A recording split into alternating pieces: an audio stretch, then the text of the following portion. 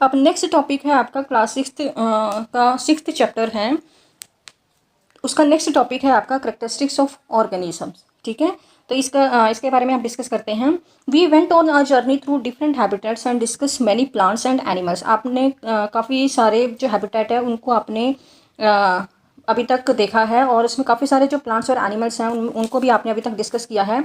In activity one जो आपने की थी उसमें क्या देखा आपने, we listed objects plants and animals found in different surrounding. अलग अलग सराउंडिंग में जो प्लांट्स और एनिमल्स और ऑब्जेक्ट आपको मिले थे उनको आपने डिस्कस किया था। Then suppose we stop a while and think which examples in our list are live. क्या है, अगर आप ये 1 मिनट के लिए आप स्टॉप हो जाते हैं और सोचते हैं कि आपके उन एग्जाम्पल्स में से जो जो आपने देखा है कि किस तरह के प्लांट्स हैं, एनिमल्स हैं और ऑब्जेक्ट है आपने एक्टिविटी वन में देखे हैं, आपने लिस्ट किए हैं उसमें, तो उनमें से कौन कौन से जो ऑब्जेक्ट्स है या फिर कौन कौन से एनिमल है या प्लांट है वो लिविंग है। Let us think of examples from the forest. अब फॉरेस्ट में से ही हम देख लेते हैं कि कौन कौन से एग्जाम्पल्स आपने लिए थे। जैसे ट्रीज़ हैं, ठीक है, कौन कौन से एग्जाम्पल लिए आपने, जैसे ट्रीज़ है, क्रीपर्स हैं, स्मॉल एंड बिग एनिमल्स हैं, बर्ड्स है, स्नेक है, इंसेक्ट है, रॉक्स है, then water, soil, air, dry leaves and dead animals, mushroom है एंड मोस है, may be only some of the objects that are present in the forest, then which of these are living. अब इन सारे animals में से, जैसे ये ऊपर आपको आपने ये सारे जो ऑब्जेक्ट हैं वो वहाँ पर आपने ऑब्जर्व किए हैं फॉरेस्ट में, तो इनमें से कौन कौन से ऑब्जेक्ट हैं आपके लिविंग है ये आपने बताना है। ठीक है, तो क्या है आपका जो ट्रीज है वो लिविंग है, क्रीपर्स है वो भी लिविंग है, स्मॉल एंड बिग एनिमल्स हैं वो भी लिविंग है, बर्ड्स है वो भी लिविंग है, स्नेक है वो भी लिविंग है, इंसेक्ट है ये भी लिविंग है आपका। ठीक है, देन मशरूम आपका लिविंग है, मॉसिस आपका लिविंग है। तो ये सारे जो आपने सर्कल किए हैं मैंने, वो सारे के सारे आपके लिविंग है, और बाकी के जितने भी आपके एग्जांपल इसमें दिए हैं वो सारे नॉन लिविंग हैं। अब आगे देखते हैं कि लिविंग और नॉन लिविंग कौन कौन से क्या डिफरेंस है इन दोनों में। ठीक है, then think of the object that you can see around you at this moment and group them as living and non living. अब आपने आसपास देखो, घूमो, और ये बताओ कि इसी टाइम पर आपने अभी देखना है कि आपके आसपास कौन कौन से ऑब्जेक्ट आपको दिखाई दे रहे हैं जो कि लिविंग है और नॉन लिविंग है। ठीक है, जैसे आपके अगर आप अभी रूम में हैं तो आपके रूम में क्या क्या चीज़ें हैं, बेड है आपका, टेबल है, चेयर है आपका, सोफे हैं आपका, जो भी अलमीरा है, ठीक है, कुछ टॉयज रखे होंगे आपके, आपके पेरेंट्स हैं, ठीक है, आपके घर में डॉग हो सकता है। ठीक है, तो इनको आपने कैटेगराइज करना है कि कौन सा लिविंग है और कौन सा नॉन लिविंग है। In some cases it is very easy for to know. ठीक है, क्या है, कुछ केसेस में हम हमारे लिए बहुत इजी हो जाता है कि कैटेगराइज करना कि कौन सा लिविंग है और कौन सा नॉन लिविंग है। जैसे कुछ एग्जांपल है आपका, we know that objects like chair और टेबल आर नॉट अलाइव। हमें पता है कि चेयर और जो टेबल है वो अलाइव नहीं होते, वो नॉन लिविंग ऑब्जेक्ट में आता है।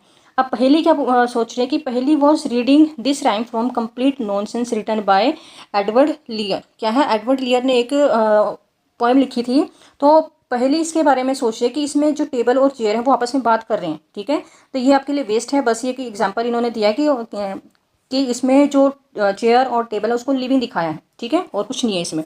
देन पहली एंड भूजू found the poem very funny. जो पोएम है वो है ही funny, because they knew that a chair and table is not alive and it can not talk and walk. ठीक है, क्योंकि हमें पता है कि चेयर और टेबल जो है वो अलाइव नहीं होती है, वो जिंदा नहीं होती हैं, नॉन लिविंग है, और वो कभी भी आपस में ना तो बात कर सकती है ना वो चल सकती है। ठीक है, देन चेयर, टेबल, स्टोन और कॉइन आर नॉट अलाइव। हमें पता है कि जो चेयर है, टेबल है, स्टोन है या फिर कॉइन है, वो अलाइव नहीं होती हैं। ठीक है, वो नॉन लिविंग होती हैं। Similarly we do know that we are alive. हमें पता है कि हम अलाइव हैं। ठीक है, and so are all the people of the world. इसी तरीके से हमारे आसपास जितने भी ह्यूमन बींग्स हैं वो सभी के सभी अलाइव हैं।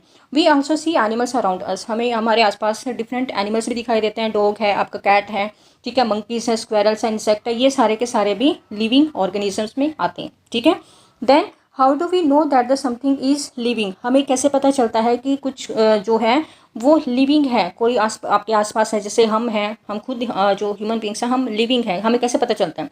Often it is not so easy to decide. ये बहुत आसान नहीं है डिसाइड करना कि कौन सी चीज़ लिविंग है कौन सी नॉन लिविंग है। We are told that plants are living but they do not move like a dog और पिजन। हमें पता है कि जो प्लांट्स हैं, ठीक है, प्लांट्स आर लिविंग, ठीक है, लेकिन वो डॉग्स और पिजन की तरह मूव नहीं करते हैं one place to another place. दूसरी तरफ देखते हैं कि जो कार है या फिर बस है, दे कैन मूव, लेकिन वो नॉन लिविंग में आते हैं। ठीक है, still we consider them as non living. Then plants and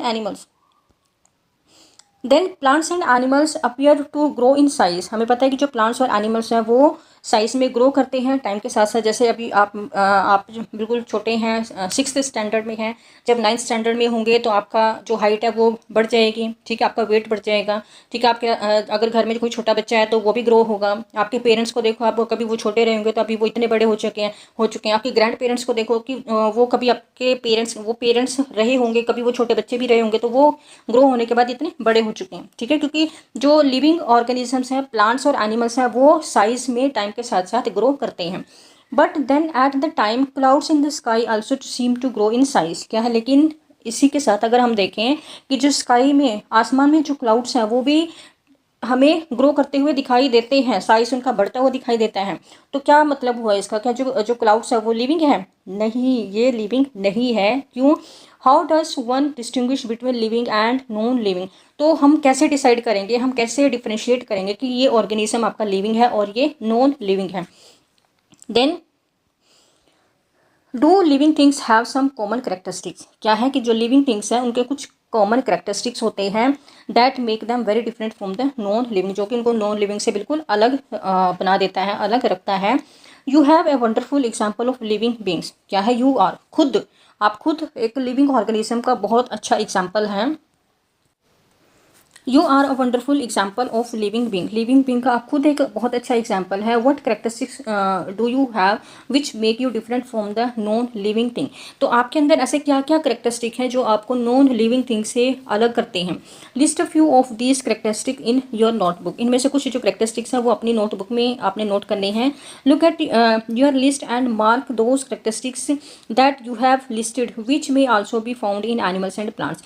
वो करेक्टरिस्टिक जो आपके प्लांट्स और एनिमल्स में भी पाए जाते हैं, उन करेक्टरिस्टिक्स को आपने लिस्ट करना है, उन करेक्टरिस्टिक्स को आपने मार्क करना है। अब जैसे जो लिविंग ऑर्गेनिजम्स हैं उनमें क्या क्या करेक्टरिस्टिक्स आपको मिलेंगे, क्या मिलेंगे आपका, कि जो लिविंग ऑर्गेनिजम्स हैं वो एक तो स्लीप करते हैं, हम सोते हैं, ठीक है, ब्रीथ करते हैं हम लोग, ठीक है, हम ग्रो करते हैं, बिल्कुल छोटे बच्चे होते हैं, फिर उससे थोड़ा सा बड़े होते हैं, यंग वन होते हैं, ठीक है, फिर हम एडल्ट होते हैं, फिर हम एडल्टहुड में एंटर करते हैं, फिर हम ओल्ड एज में एंटर कर जाते हैं, ठीक है। ग्रो करते हैं, ब्रीथ करते हैं, ठीक है, एक्सक्रीट करते हैं कि जो हमारी बॉडी में वेस्ट मटेरियल, जो हम खाना खाते हैं, ठीक है, खाना खाने के बाद जो खाना है वो डाइजेस्ट हो जाता है। डाइजेस्ट होने के बाद वो जो वेस्ट मटेरियल बच जाता है, क्योंकि जो उस खाने में से जो इम्पोर्टेंट, जो यूज़फुल मटेरियल है उसको हमारी बॉडी कंज्यूम कर लेती है, ठीक है। और जो वेस्ट बच जाता है, जो हमारी बॉडी के लिए वेस्ट नहीं है, जिसका कोई यूज़ नहीं है बॉडी में, उसको हम एक्सक्रीट कर देते हैं, ठीक है, देन बॉडी से रिमूव कर देते हैं। उसके बाद हम किसी न किसी स्टिमुलाई को रिस्पॉन्ड करते हैं। जैसे अगर अभी आप कहीं जा रहे हैं, ठीक है, एकदम से आपके सामने डॉग आ जाए तो आप डर के एकदम भागोगे वहाँ से, ठीक है। आप चल रहे हैं, आपको कहीं से कुछ लग जाए, पैर में कांटा लग जाए या फिर कंकड़ पत्थर लग जाए, आप गिर जाओ, तो आपको चोट लगी ना, चोट लगने के बाद आप क्योंकि अभी ये छोटे बच्चे हैं, हम रोते हैं, ठीक है, तो आपने रिस्पॉन्ड किया ना उसको, और उसके बाद हम रिप्रोड्यूस करते हैं। रिप्रोड्यूस क्या है कि हम अपने ही जैसे यंग वंस को दुनिया में लेकर आते हैं। जैसे कुत्ते का जो डॉग है वो अपने ही जैसे डॉग्स को पैदा करता है। कैट है, कैट से कैट ही पैदा होगी, ठीक है। चिड़िया है, चिड़िया से चिड़िया ही पैदा होती है। ह्यूमन बींग्स हैं, उससे उसी के जैसे जो ऑर्गेनिजम्स हैं वो पैदा होते हैं। तो क्या है कि हम रिप्रोड्यूस करते हैं। तो ये कुछ करेक्टरिस्टिक्स हैं लिविंग ऑर्गेनिजम्स के, कि जैसे हम स्लीप करते हैं, ब्रीथ करते हैं, ग्रो करते हैं, एक्सक्रीट करते हैं, स्टिमुलाई को रिस्पॉन्ड करते हैं हम, और रिप्रोड्यूस करते हैं, ठीक है। तो ये जो करेक्टरिस्टिक्स हैं ये नॉन लिविंग ऑर्गेनिजम्स में आपको देखने को नहीं मिलेंगे। जैसे एग्जांपल ले लो, अगर आपके आसपास कोई स्टोन है, ठीक है, पत्थर पड़ा है, या फिर आपके घर में टेबल है, चेयर है, ठीक है, तो उसको अगर आप ऑब्जर्व करते हैं तो क्या कभी आपने देखा है कि आप जिस साइज़ की टेबल लेकर आए थे वो जो टेबल है वो अपने आप ग्रो करके बड़े साइज़ की बन गई? आपने कभी देखा है ये चीज़ें?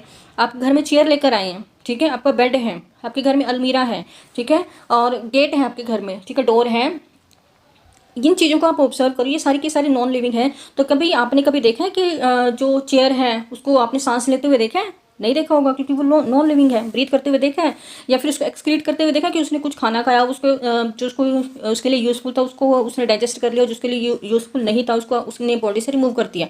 ऐसा कभी देखा आपने? नहीं देखा, क्योंकि ये जो करेक्टरिस्टिक्स है वो सिर्फ लिविंग ऑर्गेनिजम्स में ही आपको देखने को मिलते हैं। नॉन लिविंग ऑर्गेनिजम्स में ये करेक्टरिस्टिक आपको देखने को नहीं मिलेंगे, ठीक है। Then some of these characteristics are perhaps common in all living things. क्या है, कुछ जो करेक्टरिस्टिक्स हैं इनमें से वो सभी लिविंग थिंग्स में कॉमन होते हैं, ठीक है, सभी में पाए जाते हैं।